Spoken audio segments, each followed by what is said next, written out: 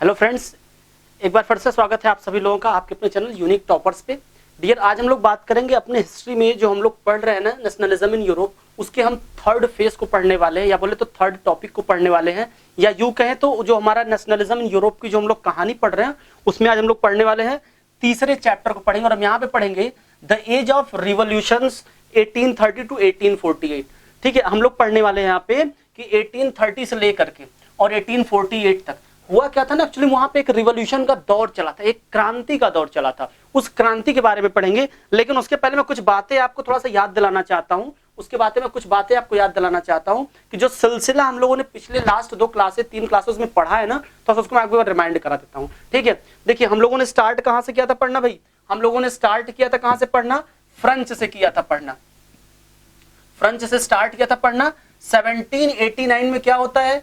1789 बोले तो हम लोग 1779 की कहानी जो है, ठीक है, हालांकि 1789 की बात है। 1789 में क्या होता है?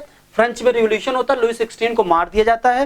ठीक है, फिर आगे क्या होता है अगर हम लोग देखें इसके बाद, ये हमारा था पहली कहानी जो हम लोगों ने पढ़ी थी। इसके बाद देखिए हम लोगों ने क्या हुआ था, नेपोलियन भाई साहब आते हैं। ठीक है, कौन आता है? नेपोलियन आते हैं। और जब नेपोलियन आते हैं, कब आते हैं ये? 18 मतलब कह सकते हैं कि 1800 के आसपास आते हैं। और ये कब रहते हैं?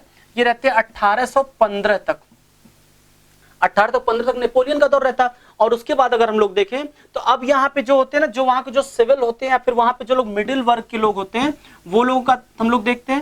हालांकि याद रखिएगा, जब यूरोप में जब नेपोलियन आता है, मीन्स अगर वो फ्रेंच से स्टार्ट करता है और जैसे उसकी एंट्री होती है, वो बहुत सारे ऐसे रूल लाता है, बहुत सारे ऐसे कॉन्स्टिट्यूशनल लॉज मेंशन करता है अपने रीजन में, जो हमारे कॉन्स्टिट्यूशन के तौर पे एक तरीके से कहे तो मॉडर्न थे। मतलब उसने बहुत सारे ऐसे नियम बना दिए थे, जो नियम कैसे थे उस टाइम के अकॉर्डिंग क्या थे, बहुत ही मॉडर्न थे। बात समझ में आ गई? ठीक है, अब क्या होता है कि ये एक्चुअली फ्रेंच, क्या बोले तो फ्रेंच के साथ साथ और भी बहुत सारी यूरोपियन कंट्री में अपना कहर बढ़ा लिया था। ठीक है, फिर कुछ कमियों के कारण उसका फिनिश होता है। ठीक है, और बता दूं मैं आपको 1815 में एक ट्रीटी होती है जिसको बोलते हैं ट्रीटी ऑफ वियना। वियना की संधि होती है 1815 में।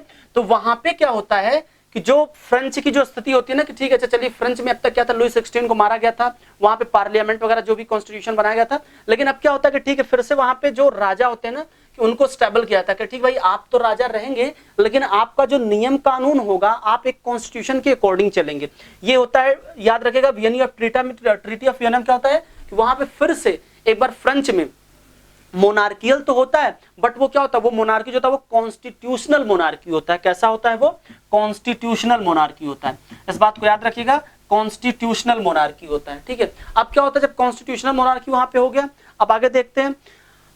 जब हम लोग आगे बढ़ते हैं लगभग 1830 के आसपास, 1830 के आसपास आपको स्थिति पता होगी।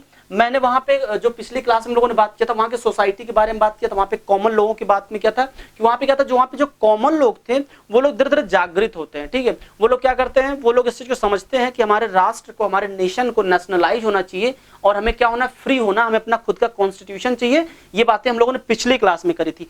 आज हम लोग जो करेंगे 1830 से और 1848 की कहानी करने वाले हैं। मतलब 1830 के बाद क्या होता है, बहुत तगड़ा चेंज आता है, एकाएक एक कह सकते हैं कि ट्रेमेंडस चेंज आता है यूरोप में 1830 के बाद। आइए हम लोग एक तरफ से देखना स्टार्ट करते हैं क्या क्या होता है वहां पे। ठीक है, अगर मैं सबसे पहले बात करूं तो सबसे पहले यहाँ पे क्या होता है, जैसे यहाँ पे रिवॉल्यूशनरी की हम लोग कहानी पढ़ते हैं, अब क्या हुआ 1813 मींस 1815 में क्या हुआ था, ट्रीटी ऑफ वियना में फिर से जो वहां पे मोनार्कियल कॉन्स्टिट्यूशनल मोनार्की फ्रेंच में था।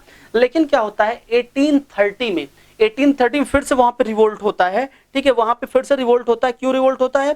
क्योंकि वहां पे कह सकते हैं कि जो मिडिल क्लास के लोग थे ना, जो वहां पे मिडिल क्लास के लोग थे, वो लोग टोटली संतुष्ट नहीं थे, टोटली वहां पे संतुष्ट नहीं थे। और वो लोग क्या करते हैं, जुलाई 1830 में, मीन्स जुलाई 1830 में क्या होता है, फिर से फ्रेंच में जो राजा थे उनको वहां से हटा दिया जाता है। ठीक है, फिर से जो राजा थे उनको क्या किया गया, वहां से हटा दिया गया। ठीक, और जो लुई फिलिपींस थे उनको क्या किया गया, उनको हटा करके वहां पे फिर से ये हुआ कि ठीक है, अब जो है यहाँ पे ये नहीं रहेंगे, क्योंकि यहाँ की जो प्रॉब्लम, जो यहाँ के जो पीपल्स थे वो क्या थे, उनसे ट्रैवल हो चुके थे, उनसे ट्रबल से परेशान थे।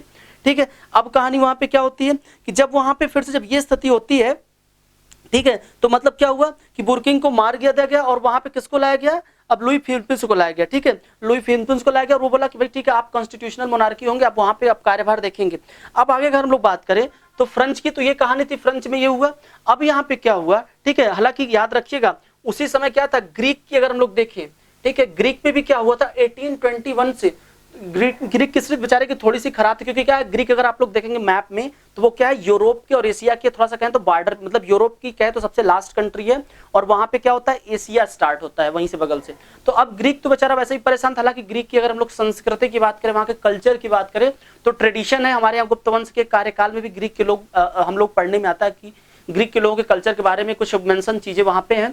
तो ये क्या है, बड़ा पुराना कल्चर है ग्रीक का, ठीक है। तो इसलिए क्या था कि जो यूरोप के लोग थे, या बोले तो जो इधर के जो साइड के लोग थे, जो यूरोप के बॉर्डर के जो एशिया से लगे लोग थे, वो लोग ये मानते थे कि ग्रीक का जो कल्चर है वो बड़ा रिच है, बहुत एंशिएंट है, ठीक है, और वहां से क्या होता है, हमें सीखने को मिलता है, ठीक है, वहां से क्या होता है, हमें सीखने को मिलता है।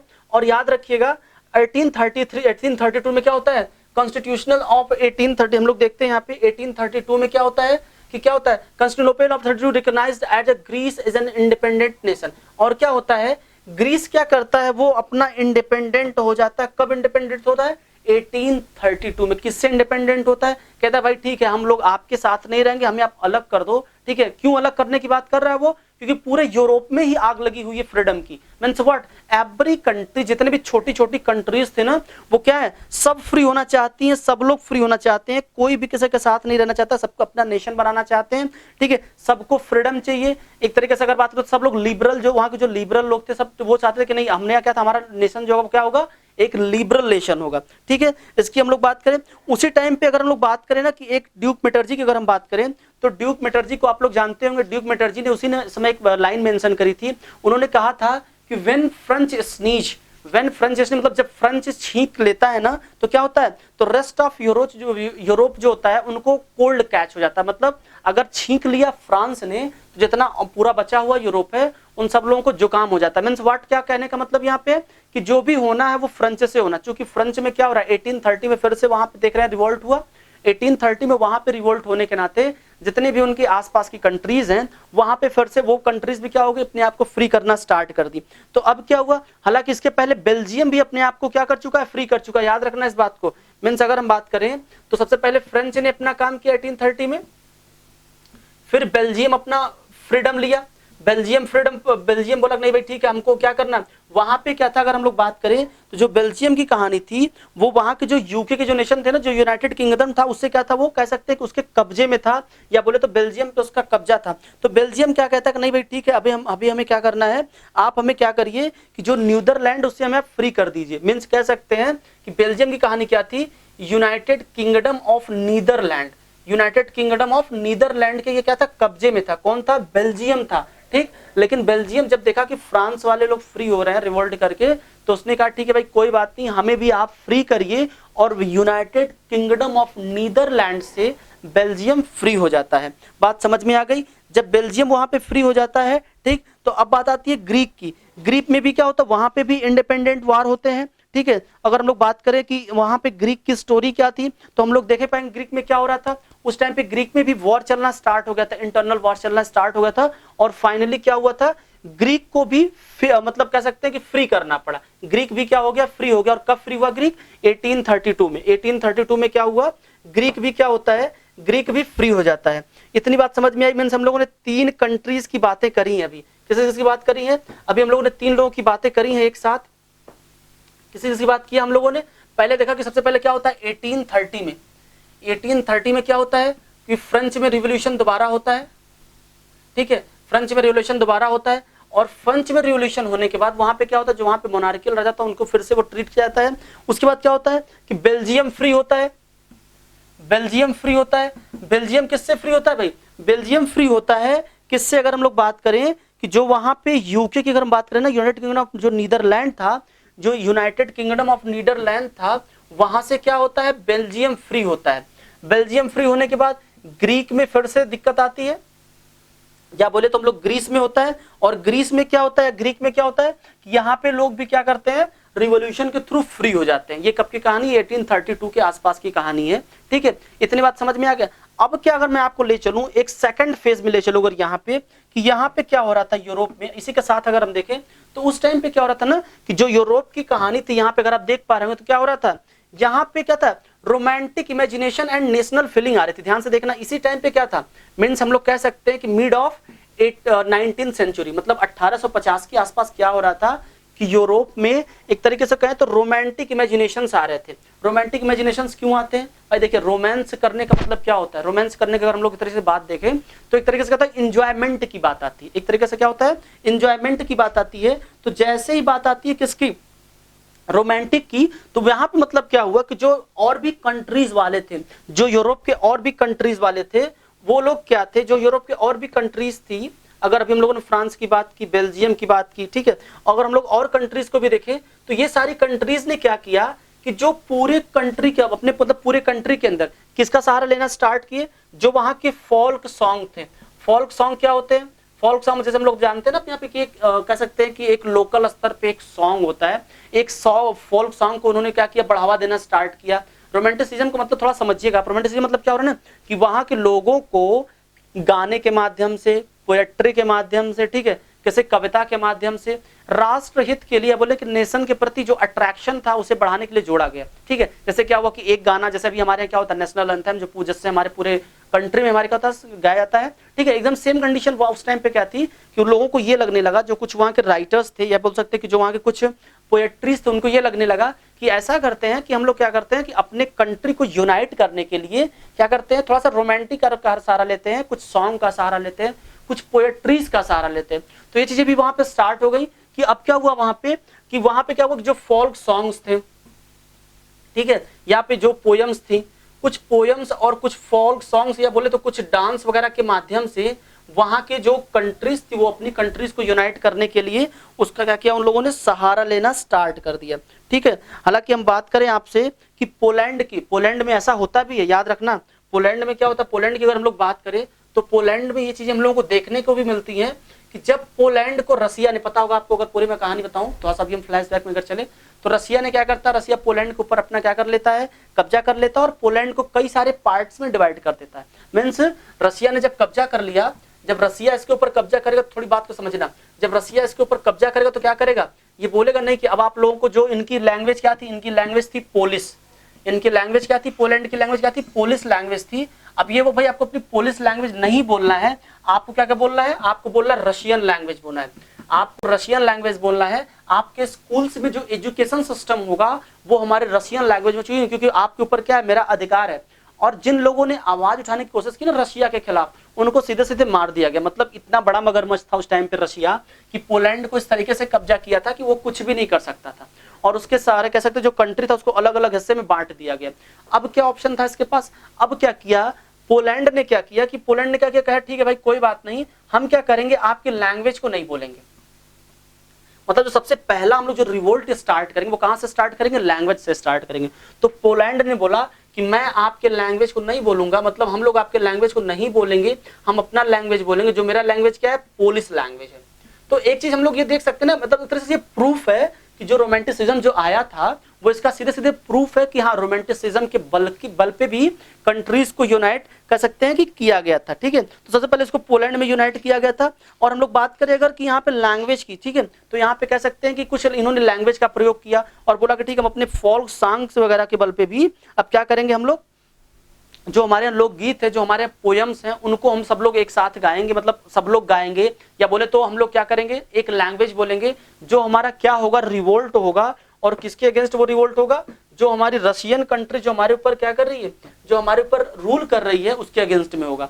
तो इस तरीके से हम लोग ये समझ पाते हैं कि क्या हुआ था उस टाइम पे कि लोगों ने क्या किया कि एक तरीके से कह सकते हैं कि जो फोल्क सिंगर्स वगैरह थे उसके अकॉर्डिंग भी लोगों ने क्या किया कि एक तरीके से वहां के जो नेशंस थे, अपने नेशन के लोगों को यूनाइट करने की कोशिश करी। ये बात समझ में आ गई। अब अगर हम लोग चले थोड़ा सा और आगे चलते हैं, अब हम लोग चलते हैं इसी के थर्ड फेज पे चलते हैं, जब क्या होता है, hunger, hardship and popular revolt. कुछ पॉपुलर रिवोल्ट, और वहां पे क्या था, एक टाइम ऐसा आता है यूरोप में, ठीक है, जब वहां पे कह सकते हैं कि बहुत बुरे तरीके से हंगर से पाती है, भूख मरी आती है। लेकिन याद रखना, इसके पहले हम लोगों ने दो बातें करी है। पहली बातें क्या करी है कि ठीक है, फ्रेंच में रिवोल्यूशन होता है, ठीक है, और उसके पहले हम लोग बात करें, फ्रेंच में रिवोल्यूशन हुआ था, फ्रेंच के बाद कहाँ पे हुआ था, बेल्जियम में हुआ था और ग्रीक में हुआ था। 3 रिवोल्यूशन हुआ, ठीक है। और हम लोग ये जान पाए क्या कि जो लगभग 19th सेंचुरी के मिडिल में, मीन्स 1850 के आसपास क्या होता है कि वहां पे क्या होता है, पूरे यूरोप में क्या होता है, एक तरीके से कुछ नई चीजें अराइज होती है, जो क्या होती है, रोमांटिसिज्म अराइज होता है, लोग रोमांटिक तरीके का सहारा लेते हैं, वहां पे गाने बजाने का सहारा लेते हैं।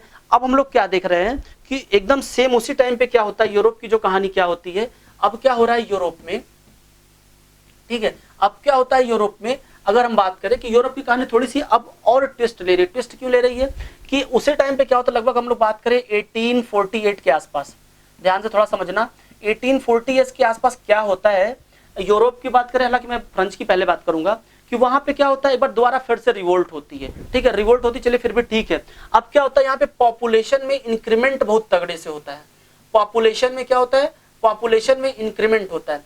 तो जब पॉपुलेशन में इंक्रीमेंट होता है तो याद रखना, अगर पॉपुलेशन में इंक्रीमेंट हो रहा है तो जो फैसिलिटीज हैं, जो एम्प्लॉयमेंट है, इन सब में भी इंक्रीमेंट होना चाहिए। अगर इंक्रीमेंट नहीं होगा, अगर इंक्रीमेंट नहीं होगा तो याद रखना फिर से रिवॉल्यूशन होना 100% फिक्स है, ठीक है। तो कह सकते हैं कि 1848 का दौर था, ठीक है। अब यूरोप में क्या हो रहा था, यूरोप की बात मैं फिर भी किसकी बात मैं कर रहा हूँ, थोड़ा सा मैं फ्रेंच की बात करूंगा, ठीक है। क्या हो रहा था, 1848 का दौर था, पॉपुलेशन में एकाएक एक्सप्लोजन हुआ था, बहुत तगड़े से एक्सप्लोजन हुआ था। जब पॉपुलेशन में एक्सप्लोजन हुआ तो लोग क्या करते थे कि विलेज से सिटी की तरफ भागना स्टार्ट किए, ठीक। जब विलेज से सिटी की तरफ भागना स्टार्ट किए तो क्यों लोग भागना स्टार्ट किए, जैसा कि अभी हमारे यहाँ होता है कि जो लोग क्या करते हैं, गांव से पलायन करते हैं शहर की तरफ, किसके लिए, एम्प्लॉयमेंट के लिए, रोजगार के लिए। तो लोग क्या किए, यहाँ से इम्प्लीमेंट, विलेज से भागना शुरू करे सिटी, यहाँ पे रस बढ़ा। और इसी टाइम पे क्या था कि जो कुछ चीजें, जैसे कि यहाँ पे कह सकते हैं कि जो क्रॉप वगैरह थी उस टाइम पे, जो क्रॉप थी वो भी उस टाइम पे बहुत अच्छी ग्रो नहीं कर पाई थी, मतलब जो उस टाइम की जो क्रॉप एल्डिंग थी वो क्या थी, एकदम पुअर थी। वहां पे उस टाइम पे क्या थी, क्रॉप एल्डिंग भी एकदम पुअर हो गई थी, ठीक है। और क्या था कि जो इंपोर्ट चीजें थी, मतलब कह सकते हैं कि उस टाइम पे क्या था, पता होगा आपको क्या होता था, एक रिवोल्यूशन भी चल रहा था। किसका रिवोल्यूशन, इंडस्ट्रियल रिवोल्यूशन भी चल रहा था। अगर हम लोग बात करें किसकी, उस टाइम पे इंग्लैंड में, तो पता होगा आपको वहां पे क्या हो रहे थे, इंग्लैंड और अमेरिका वगैरह, नए नए रिसर्चेज हो रहे थे, नई नई चीजों का, नई मशीनरीज आ गई थी, और क्या था, बहुत सारी नए नए इन्वेंशन होना स्टार्ट हो गए थे। तो अब क्या हुआ कि बहुत सारी चीजें क्या थी, इंपोर्ट होने लगी थी इंग्लैंड वगैरह से। जब इंपोर्ट होने लगेगा तो अब क्या होगा, तो अब यहाँ पे जो इनकी इंटरनल चीजें हैं उसमें प्रॉब्लम आनी ही आनी, मतलब इंटरनल कोई कह सकते हैं कोई देश में बढ़ावा नहीं मिल रहा था, ठीक है।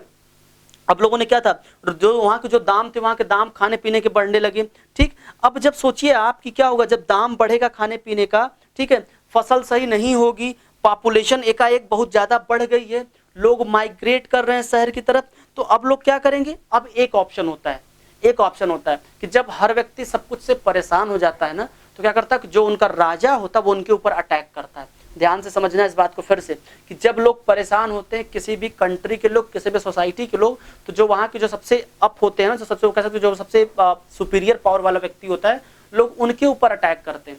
तो सेम कंडीशन उस टाइम पे होता है, जैसा कि हम लोग अभी समय देखते हैं देश में ना, कुछ भी तो क्या करते हैं लोग, सीधे क्या करते हैं, सीधे लोग प्रधानमंत्री को ही दोष देते हैं कि नहीं आपने ऐसा किया। कुछ भी होगा देश में, कोरोना आ रहा है, जो भी समस्याएं आ रही है करंट की अगर मैं बात करूं, तो लोग क्या कर रहे हैं कि सीधे सीधे किसकी जिम्मेदारी ठहराते हैं, सीधे सीधे प्रधानमंत्री की जिम्मेदारी ठहराते हैं, ठीक है। वो प्रॉब्लम की रूट क्या है उसको फाइंड आउट करने की कोशिश नहीं करते हैं, बल्कि क्या करते हैं, उसको एपेक्स पे जाकर के सीधे क्या करते हैं कि आप हैं सबसे सुपीरियर पावर है, तो you are responsible for this epidemic, आप इसके लिए आप ही रिस्पॉन्सिबल हो। तो ऐसी चीजें जो एक ये मतलब कोई कह सकते कोई हाइपोथेटिकल बात नहीं है, ये कॉमन थॉट होती है लोगों के अंदर।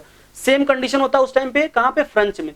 तो 1848 में लोगों ने क्या करते हैं कि ये लोग फिर से एक बार राजा क्या करते हैं कि जब चीजें जब बढ़ जाती हैं तो ये लोग क्या करते हैं कि राजा को, मतलब लुईस फिलिपींस को लोग भगा देते हैं। किसको लोग भगाते हैं, लुईस, याद रखना इस बात को, लुईस फिलिपींस को लोग फिर से भगा देते हैं। क्या करते हैं लोग, कहते हैं कि कोई बात नहीं है, अब आप फिर से भग जाओ, आप काम नहीं कर पा रहे हो, आप हमारी जनता को, हम लोगों को आप खाना नहीं दे पा रहे हो, रोटी नहीं दे पा रहे हो, कपड़ा मकान नहीं दे पा रहे हो, एम्प्लॉयमेंट नहीं दे पा रहे हो। तो लुई फिलिपींस को ऐसा लगता है, याद रखना लुई फिलिपींस कौन था, एक कॉन्स्टिट्यूशनल मोनार्की था, ठीक है। लुई फिलिपींस को था कॉन्स्टिट्यूशनल मोनार्की था, उसको फिर से भगा दिया गया। मतलब फिर से क्या हो रहा है, फ्रांस में, फिर से फ्रांस में क्या हो रहा है, फिर से इनको भगा दिया गया, ठीक है। अब जब फिर से भगा दिया गया तो अब क्या होगा, अब यहाँ पे नेशनल असेंबली बनाई गई, ठीक है। अब यहाँ पे क्या हो गई, एक नेशनल असेंबली बनाई गई, ये माना गया, ठीक है। अब यहाँ पे क्या होगा, अब यहाँ पे एक नेशनल असेंबली होगी, ठीक है। और इस नेशनल असेंबली के अकॉर्डिंग क्या होगा, यहाँ पे जो गवर्नेंस होगा वो नेशनल असेंबली के अकॉर्डिंग होगा। और कह सकते हैं कि जो यहाँ का जो हेड होगा ना वो कैसा, वो रिपब्लिक होगा। रिपब्लिक की बातें बार बार आती है, आप लोग जानते हो रिपब्लिक के बारे में, ठीक है। रिपब्लिक मतलब होता है, ये होता है कि जो एकदम जो सुपीरियर पावर पे होगा ना, जो एकदम पावर जो सबसे एपेक्स पे होगा, वो व्यक्ति कौन होगा, वो व्यक्ति जनता के द्वारा ही चुना गया होगा। ये मतलब होता है रिपब्लिक का, ठीक है। तो ये अब क्या होता है कि वहां पे ये रिपब्लिक की बात होती है। और थोड़ी सी अगर हम लोग और एक बात करें, वहीं पे क्या होता है कि एक स्टोरी जो हम लोगों को पढ़नी है, वो पढ़नी वेवर्स की स्टोरी पढ़नी है, ठीक है, जो सलेशिया में होती है। अगर मैं बात करूं आपसे कि उसी टाइम पे क्या होता है कि ये तो हम लोग समझ गए कि यूरोप में क्या हो रहा था, फ्रांस की कहानी समझ में आ गई कि फिर से किसको भगा दिया, फिर किसको भगा दिया गया भाई, जो लुईस फिनपिन्स हैं इनको फिर से भगा दिया गया, ठीक है। अब लुईस फिनपिन को तो फिर से भगा दिया गया, ठीक है। अब इनको फिर से भगा दिया गया, देख रहे हैं यहाँ पे फिर से क्या हो रहा है 1848 में, देखिए यहाँ पे फिर से रिवोल्ट दिखाई दे रहा है आप लोगों को। यहाँ पे देखिए यहाँ पे फिर से क्या हो रहा है, फिर से ये फिगर के माध्यम से दिखाई दे रहा है। और अब यहाँ पे क्या होता है कि नेशनल असेंबली बनाई जाती है। क्या किसकी भविष्यवाणी की जाती है कि अब क्या होगा, यहाँ पे एक नेशनल असेंबली होगी, ठीक है, और एक ऐसी होगी, ये रिपब्लिक होगी। और ये क्या करेगी, ये सबको जितने भी एडल्ट मेल्स हैं, जितने भी एडल्ट मेल्स हैं, उनको एक अधिकार भी देगी। क्या अधिकार देगी कि जितने लोग 21 ईयर से प्लस हैं, याद रखना, जितने लोग भी 21 ईयर से प्लस हैं, वो सब लोगों को वोट कास्ट करने का अधिकार मिल गया और उनको काम करने का अधिकार मिल गया। बात समझ में आ गई। एक क्या हो गया कि नेशनल वर्कशॉप स्टेबल किया गया। कब स्टेबल किया गया, 1848 में। ये बात समझ में आ गई। अब क्या होता है इसी बीच, मतलब 2-3 साल पहले अगर मैं बात करूं, कहां की बात करूं मैं, सलेशिया की बात करूं। यहाँ पे देखिए सलेशिया की थोड़ी सी कहानी कभी कभी एग्जाम में आ जाता है। यहाँ पे सलेशिया की थोड़ी सी कहानी देख लेते हैं कि सलेशिया में इस टाइम पे क्या होता है। ध्यान से थोड़ा देखना, सलेशिया में यहाँ पे क्या होता है कि सलेशिया में एक रिवोल्ट होता है। कैसा रिवोल्ट होता है और कब होता है, 1845 में होता है। और ये रिवोल्ट कौन करता है, वहां के जो वेवर्स होते हैं, वेवर्स सब लोग समझ रहे होंगे, जो हमारे आजकल जुलाहे जिनको बोलते हैं, कि जो वहां के जो वेवर्स होते हैं, वो वेवर्स क्या करते हैं अपने राजा के प्रति, या कह सकते हैं जो उनके कॉन्ट्रैक्टर थे, जो उनके कॉन्ट्रैक्टर थे, उनके कॉन्ट्रैक्टर के प्रति रिवोल्ट करते थे। रिवोल्ट क्यों करते हैं, क्योंकि जो उनका कॉन्ट्रैक्टर था भाई, ऑलरेडी पूरे देश में भुखमरी चल रही है, ठीक है। और अब क्या कर रहे हैं, ये उन लोगों का जो सैलरी था उनके पेमेंट को कम कर दिया। जब सैलरी पेमेंट कम हो गई तो एक ही ऑप्शन था, उन्होंने अपने कॉन्ट्रैक्टर के ऊपर अटैक कर दिया। लेकिन दुख की बात ये थी कि जो कॉन्ट्रैक्टर था वो पावरफुल था और मोर देन 11, आप ये जान लीजिए कि मोर देन जो 11 वेवर्स थे उनको मार दिया गया। ये कहानी कभी कभी पूछी जाती है, ठीक है, कि ये वहां पे क्या हुआ। तो जो सलेशिया की एक स्टोरी, इसको याद रखिएगा, वेवर्स की स्टोरी है। और वहां पे क्या किया गया कि 11 प्लस वेवर्स को क्या किया गया कि मार दिया गया। क्यों मार दिया गया भाई, क्योंकि ये क्या थे, पावरफुल थे। जो कॉन्ट्रैक्टर्स थे वो पावरफुल थे और उसने क्या किया, उनको मार दिया। ये कहानी थी हमारी, थी कौन सी कहानी, ये हम लोगों ने देखा एक फेज। अब देखा, अब हम लोग एक फेज और देखेंगे। अब जो हम लोग जो अब अगला जो फेज देखने वाले हैं वो देखने वाले हैं कि जो वहां के कह सकते हैं जो लिबरल लोग थे ना, वहां के जो लिबरल लोग थे, उन लोगों ने भी क्या कर रहे थे, वहां पर रिवोल्यूशंस कर रहे थे। अभी जो रिवोल्यूशन हम देख रहे थे, वो रिवोल्यूशन कौन कर रहा था, वहां के कॉमन पीपल कर रहे थे। कॉमन पीपल मतलब समझिएगा, एक तरीके से कहें वहां के जो फॉर्मर्स कर रहे थे, वहां के प्लीजेंट्री कर रहे थे, वहां के लेबर्स कर रहे थे, ठीक है। लेकिन उसी टाइम में उसी के पैरेलल में जो वहां के लिबरल लोग थे, जो कहते थे ना कि हमें लिबरल नेशन चाहिए, वो लोग भी अपना स्ट्रगल कर रहे थे। वो लोग भी क्या कर रहे थे, वहां पे रिवोल्ट कर रहे थे। और उनकी कहानी थोड़ी सी हम लोगों को देखनी है कि वहां पे उस टाइम पे क्या होता है। तो इसको भी देख लीजिए तो हम लोग इसको पूरा समझ पाएंगे। अब क्या हुआ कि जो वहां के लिबरल लोगों ने थे ना, उन लोगों ने क्या किया, उन लोगों ने ये बोला कि ठीक है कोई बात नहीं है, चलिए ठीक है, जो हुआ सो हुआ। हम लोग क्या करेंगे, चूंकि हम लोग पढ़े लिखे लोग हैं, तो हम लोग क्या करेंगे, एक अपनी कम्युनिटी बनाएंगे, ठीक है, एक अपनी कम्युनिटी बना के, और उस कम्युनिटी के बना के मतलब ये बोले कि ठीक है, जितने भी पढ़े लिखे सोसाइटी के लोग हैं, जितने भी लिबरल लोग हैं, जितने भी कॉमन लोग हैं, ठीक है, जितने ऐसे लोग हैं जो क्या करते हैं, जो कम्युनिटी से बिलोंग करते हैं, या तो टीचर हैं, या तो प्रोफेसर हैं, ठीक है, या तो कहते हो कि वो किस फेज में है। अगर हम लोग बात करें कि अगर वो एक तरीके से कहें कि जो बीच में जो क्लर्क लोग हैं, तो इन सब लोगों को इकट्ठा करके जो वहां का कह सकते हैं कि उन्होंने क्या कहा कि ठीक है, हम सब लोग क्या करेंगे, हम सबको इकट्ठा करेंगे। और कहाँ पे करेंगे, सेंट पॉल्स चर्च में इकट्ठा करेंगे। कहाँ पे इकट्ठा करेंगे, सेंट पॉल्स चर्च में इकट्ठा करेंगे। और इस सेंट पॉल्स चर्च में मतलब सबको बुला करके हम एक मीटिंग करेंगे, और मीटिंग में हम ये डिसाइड करेंगे कि हमको कैसा नेशनलिज्म चाहिए, हमारा राष्ट्र कैसा होना चाहिए, और कौन कौन से हम लोगों को फ्रीडम मिलेगी, कौन कौन सी कैसे आज़ादी होगी। तो ठीक है, सब लोगों ने मिलकर स्टैबल किया। कहाँ पे किया, सेंट पॉल्स चर्च में किया। याद रखिएगा, यहाँ पे देखिए फिगर के माध्यम से दिया भी गया है। कहाँ पे होता है ये, फ्रैंकफर्ट एक स्थान है, ठीक है, जिसका नाम क्या था, फ्रैंकफर्ट पार्लियामेंट था, ठीक है। कहाँ पे होता है ये जो जगह होती है, इसको क्या होता है, सेंट ऑफ क्या होता है, चर्च ऑफ सेंट पॉल्स होता है। याद रखिए, सेंट पॉल्स का चर्च होता है, ठीक है। जहां पे क्या होता है कि फ्रैंकफर्ट, वो सिटी का नाम फ्रैंकफर्ट था, वहां पे फ्रैंकफर्ट पार्टिया नाम से क्या होगा, एक मीटिंग रखी गई जहां पे ये किया गया कि ठीक है कोई बात नहीं है, सब लोग आएंगे, सब लोग बातचीत करेंगे। इवन वहां पे राजा को भी बुलाया गया। जब राजा को वहां पे बुलाया गया, राजा भी वहां पे आते हैं, ठीक है। लेकिन क्या होता है कि जब सब कुछ मीटिंग होती है तो उसमें ये डिसाइड होता है कि भाई ठीक है आप राजा हैं, आप तो राजा रहोगे, लेकिन अब जो आपके जो पहले के अधिकार थे वो अधिकार अब नहीं रहेंगे। मीन्स अब आपके ऊपर कुछ क्या होगा, आपके पास कुछ लिमिटेड पावर होगा, आप सब जगह अपनी मनमानी नहीं कर सकते। तो ये बात राजा को बुरा लगती है। बुरा क्यों भाई? बिल्कुल बुरा लगी। जो इंसान पूरा फ्री था अब तक, एकाएक उसके ऊपर पूरा आप जिम्मेदारी कह रहे हो नहीं तो आप कुछ नहीं कर सकते, आपकी आजादी को हम फिनिश करने जा रहे हैं, तो उसको बुरा लगा। तो राजा ने बोला नहीं ऐसी बात नहीं है, ऐसा नहीं होना चाहिए, ठीक है। तो आप ऐसा करो कि कोई बात नहीं, जो था चल रहा था ऐसे ही चलता है। मीन्स क्या, जो इनकी मीटिंग होती है वो क्या होती है, कह सकते हैं अनसक्सेसफुल होती है। याद रखना, अनसक्सेसफुल होती है। अनसक्सेसफुल क्यों होती है कि जो लिबरल लोग थे, ठीक है, उनको क्या करते, जो वहां के राजा लोग थे उन लोगों ने मिलकर क्या किया, लिबरल लोगों को दबा दिया। मीन्स कि जो कुछ अधिकार, कुछ कह सकते हैं कि जो कुछ कॉन्ट्राडिक्शन हुआ उनके बाद विवाद में, कुछ कॉन्ट्राडिक्शन हुआ। इसलिए क्या होता है कि एक तरीके से कहें कि जो थॉट्स होती है वो क्लियर नहीं होती है और ये मीटिंग जो होती है वो अनसक्सेसफुल होती है। और बात करें अगर हम लोग की वुमेन्स की स्थिति क्या थी उस टाइम पे, हालांकि वुमेन्स ने भी बहुत मेहनत किया था। जब 1405 के आसपास कि जब पूरी ये मीटिंग स्टेबल, जब सेंट पॉल चर्च में जब मीटिंग हुई थी, उसके पहले वुमेन्स ने क्या किया था, वहां पे पोएम लिखती थी, वो नोट्स लिखती थी, लेटर वगैरह लिखती थी, मतलब पत्र में लिखती थी, मतलब न्यूज़पेपर में अपना बातों को अरेंज करती थी, लोगों तक मैसेज कन्वे करती थी। लेकिन हुआ क्या, इन सब को होने के बावजूद भी जो वुमेन्स को राइट मिला था, कोई राइट नहीं मिला था। सिर्फ इतना राइट मिला था कि अब आप क्या कर सकती है, खड़े रह सकती हो। अभी कहां पे खड़ी रहेंगी, यहाँ पे देखिए कहां खड़े रहना इनको कहां पे खड़ा रहना, अपर लेफ्ट गैलरी में। ध्यान से देखना, इनको क्या किया गया कि जो गैलरी थी उनको खड़ा कर दिया गया वहां पे। यहाँ पे देखिए फिगर में दिया गया, जो अपर लेफ्ट गैलरी है, जो ये वाला सेक्शन दिख रहा है, ये है वुमेन्स, ये वहां की वुमेन्स है। बस आपको सिर्फ खड़े रहना है, मतलब आप ऊपर कोई और अधिकार आपको भी नहीं मिलेगा, ठीक है। आपको क्या करना है, सिर्फ खड़े रहना है। तो ये हम लोग कहानी देख पाते हैं यहाँ पे, ठीक है। ये कहानी होती है, ये स्थिति होती है। अब ये कहा थी, ये इटली की कहानी थी, जो सेंट पॉल चर्च की जो बात होती है इटली की होती है। तो आप इसके बेस पे ये कह सकते हैं कि जो फाइनली जो इटली में जो हुआ था, यानी कि जो पहली बार जो इटली में एक तरीके से जो राष्ट्रीयकरण की जो भावना आई थी, वो क्या होती है, वो अनसक्सेसफुल हो जाती है। वो क्या होती है, अनसक्सेसफुल हो जाती है। यहां तक हम लोगों को देखना था इस चैप्टर में। हालांकि मैं फटाफट एक बार सबको रिवाइज कर देता हूँ। मैं 2 मिनट में सबको एक साथ सबको मैं रिवाइज करता हूँ, जो हम लोगों ने पढ़ा, फिर मैं सबको एक साथ रिवाइज कर देता हूँ फटाफट। सबसे पहले हम लोगों ने क्या देखा, सबसे पहले हम लोगों ने ये देखा कि फ्रेंच में क्या होता है, रिवोल्यूशन होता है। कब होता है, 1830 में होता है। जल्दी जल्दी मैं रिवाइज कर रहा हूँ।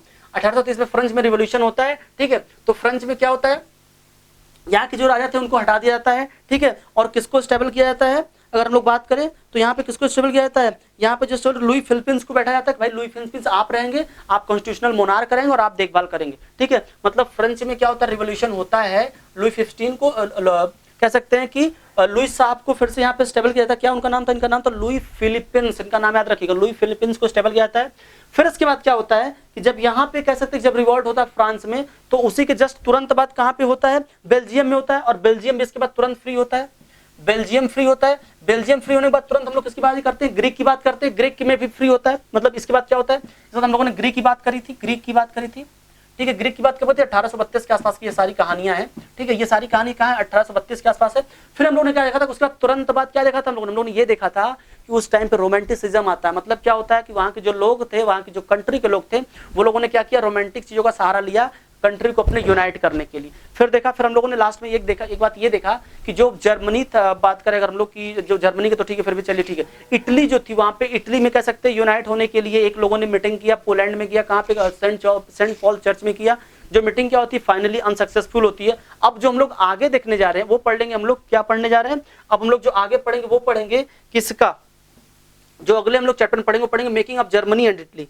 ये हम लोग पढ़ेंगे, कल पढ़ेंगे, मतलब अगले चैप्टर में पढ़ने वाले, अगले स्लाइड में हम लोग देखेंगे जर्मनी और इटली की कहानी को।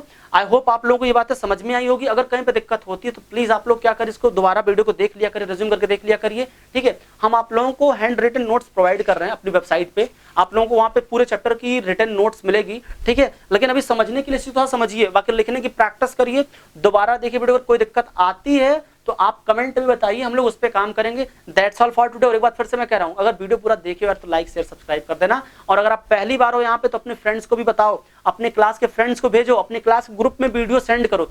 और ये हमारी आपसे हम्बल रिक्वेस्ट, और अपना फीडबैक आप मुझे अवश्य दें। That's all for today. Thank you and have a great day. Bye bye.